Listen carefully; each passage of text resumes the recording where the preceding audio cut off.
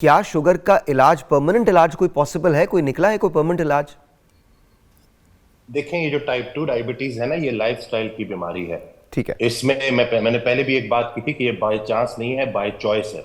Okay. हम exercise नहीं करते, हम अपनी डाइट का ख्याल नहीं रखते। हाँ। मुझे एक ये फिक्रा बड़ा बुरा लगता है कि आजकल मैं डाइट कर रहा हूँ। हाँ। आजकल से क्या मुराद? ये नहीं कि अभी मौसमी आपने डाइट शुरू करनी है और कुछ अरसे के बाद आपने डाइट छोड़ देनी है। हाँ। तो ये जो लाइफस्टाइल और हैबिट्स है ना, इसके ऊपर काम करना है। जैसे कि अभी ईटिंग डिसऑर्डर्स की बात हुई, तो इंसान जब सारा दिन ऑफिस में काम करता है तो बिजी रहता है। जैसे ही घर आता है तो फ्रिज खोलता है, जो सामने आ गया उसको खा लिया। हाँ। उसने अपनी डाइट को प्रॉपर प्लान ही नहीं किया। इसी तरह से स्ट्रेंथ ट्रेनिंग के ऊपर फोकस है ही नहीं। जैसे भी डॉक्टर साहब ने कहा कि बीएमआई, तो मैं ये कह दूं कि बीएमआई से ज्यादा भी हमें बॉडी फैट परसेंटेज को देखना है। लेट्स से 75 केजी के दो लोग हैं, दोनों का 5'7" हाइट है। हाइट भी सेम है, वेट भी सेम है। अब बीएमआई के मुताबिक तो दोनों की कहानी सेम है, लेकिन एक का बॉडी फैट परसेंटेज 10% है, दूसरे का 20% है। एक एथलीट नजर आ रहा होगा और एक मोटापे का शिकार नजर आ रहा होगा। तो इसलिए अभी हमने फैट को बर्न करना है और मसल्स को स्ट्रेंथन करना है। वेट लॉस तीन चीजें हो सकती हैं: वाटर लॉस, मसल लॉस या एक्चुअल फैट लॉस। हमने मसल को प्रिजर्व करना है और फैट को बर्न करना है। अनफॉर्चुनेटली हमारी सोसाइटी में अवेयरनेस है ही नहीं कि स्ट्रेंथ ट्रेनिंग की क्या इंपॉर्टेंस है, या अगर डाइट लेनी है तो डाइट क्या खाना है। लास्ट भी हमने यही बात की थी कि खाना बंद कर दो। खाना कम नहीं करना, खाने को सही करना है। और उसमें जब आप राइट चॉइसेस नहीं लेंगे डाइट में, तो फिर आगे जाके आपको डायबिटीज, हाइपरटेंशन, डिस्लिपिडीमियाज, इसी तरह से ओबिसिटी। बहुत सारे लोग बाहर से पतले नजर आ रहे होते हैं लेकिन वो अंदर से मोटे होते हैं। हाँ।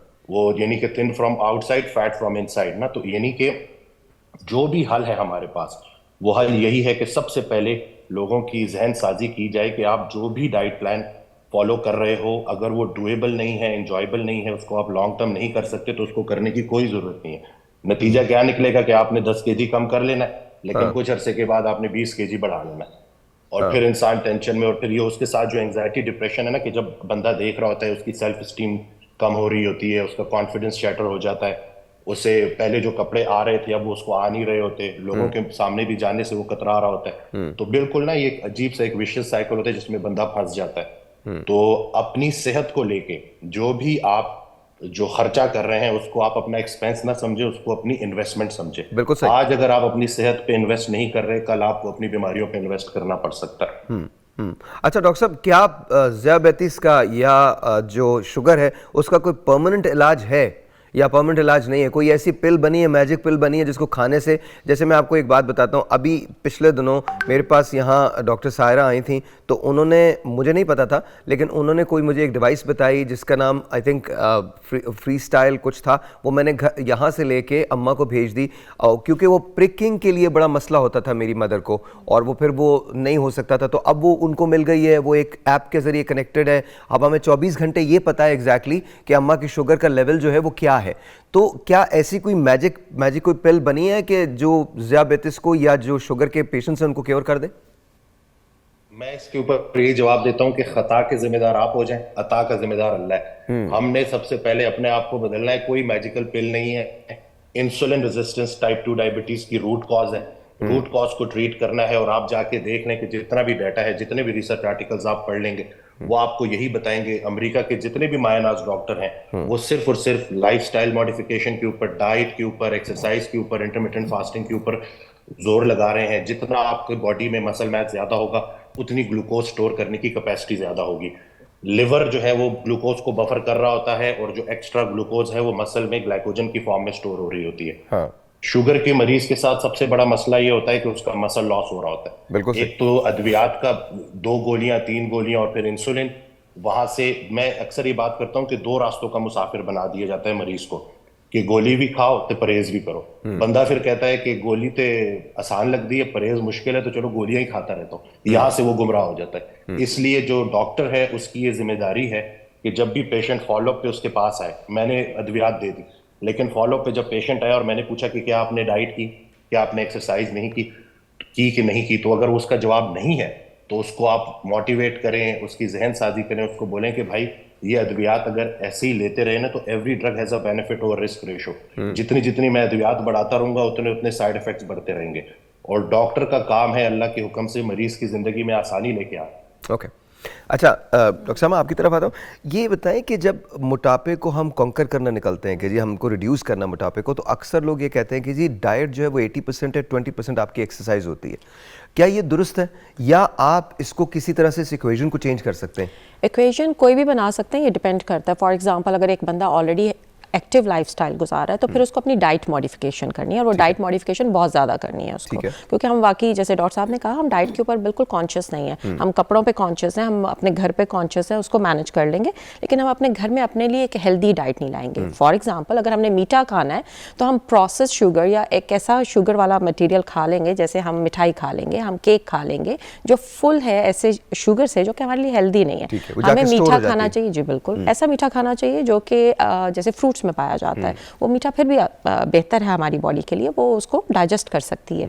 इसी तरह हम बहुत ज़्यादा ऐसे फूड खा रहे हैं कि जो हमारे लिए हेल्दी नहीं है, प्रोसेस्ड फूड है, जिनको बॉडी एक्चुअली प्रॉपर्ली डाइजेस्ट नहीं कर पाती, और उसका जो वेस्ट मटेरियल हमारे लिए अच्छा नहीं है। जैसे हम टिन के फूड खाते हैं, हम फ्रोज़न फूड खाते हैं, वो बिल्कुल भी अच्छा नहीं है हमारे लिए। अगर मीट अच्छा है तो वो लीन मीट, यानी ऐसा मीट जिसमें फैट कम है, वो मीट हमारे लिए अच्छा है। हमें जो एक कॉन्सेप्ट था कि अंडा ना खाएं, अब अंडे के बारे में आ गया कि अंडा आप खा सकते हैं और अंडा हेल्दी है। ऐसा नहीं है कि वो उसमें कोई ऐसा बैड कोलेस्ट्रॉल है, वो हार्ट के लिए बुरा नहीं है, आप एक अंडा रोजाना खा सकते हैं। तो हमारा जो फूड इनटेक हो गया ना, वो गलत किस्म की, हम खुद ही फेसबुक पे पढ़ते हैं, डॉक्टर साहब कह रहे हैं लाइफस्टाइल मॉडिफिकेशन, ये बिल्कुल आपको करनी बहुत पड़ेगी। ज़्यादा ज़रूरत है। और उन्होंने इतना अच्छा वर्ड यूज़ किया, जहन साजी। हम सब लोगों को अपनी जहन साजी करने की ज़रूरत है कि अपनी डाइट के ऊपर ख्याल रखें, उसके साथ हेल्दी लाइफस्टाइल जिसमें एक्सरसाइज आपके लिए बहुत ज़रूरी है। हम घर में बैठे रहते हैं, हम गाड़ी में बैठते हैं, हम शॉपिंग पे जाते हैं, बाहर निकलते हैं, आके खाते हैं, फिर लेट जाते हैं, बैठ जाते हैं और टीवी देखते हैं। अच्छा डॉक्टर साहब, और ये मैं तीनों से सवाल करूंगा, लेकिन आपसे शुरू करूंगा। आजकल एक नया कॉन्सेप्ट है बॉडी शेमिंग एंड ऑल के जी, मैं if I am comfortable with it then you are comfortable. बिल्कुल ठीक है, अगर आप कंफर्टेबल हैं और आप ओबीस हैं लेकिन कंफर्टेबल हैं तो दिस इज फाइन। लेकिन क्या उससे खतरात नहीं है बहुत सारे? आप अपनी जिंदगी को खुद ही रिस्क पे नहीं डाल रहे? तो कहीं अगर कोई शख्स कुछ कहने की कोशिश करता है तो आई थिंक उसको शन कर दिया जाता है कि नहीं आप बॉडी शेमिंग कर रहे हैं। अगर तज़हीक के नौयत से कहा जा रहा है तो वो तो दुरुस्त है, वो तो बिल्कुल नहीं होना चाहिए। लेकिन अगर अच्छाई की नीयत से किया जा रहा है क्रिटिसिज्म कि यार you have to lose weight, ये आपके लिए बहुत ज़रूरी है, तो क्या वो बॉडी शेमिंग में आता है? एक कॉल ले लूँ फिर उसके बाद जवाब दीजिएगा। अस्सलाम वालेकुम जी। वालेकुम, good morning Sahib. Good morning, कैसे हैं आप याया? भाई मैं बिल्कुल ठीक हूँ, 2-3 दिन से आपसे बात नहीं हुई तो मुझे जरा तशनगी फील हो रही थी, मैंने कहा कॉल कर लूँ आप। Very good, thank you. बताइए सर। अच्छा, पहले तो डॉक्टर साहब आज मैं यकीन करें मैंने आज बहुत लर्निंग की डॉक्टर साहब से। हम लोग बाकी हम दवाइयों के पीछे भागते हैं, परहेज को इन्होंने जैसे कहा ना कि एक गोली खा के ना भी हम समझते हैं कि हम सब कुछ खा लेंगे, लेकिन हम वो जो कंट्रोल करना है ना बड़ा मुश्किल काम है।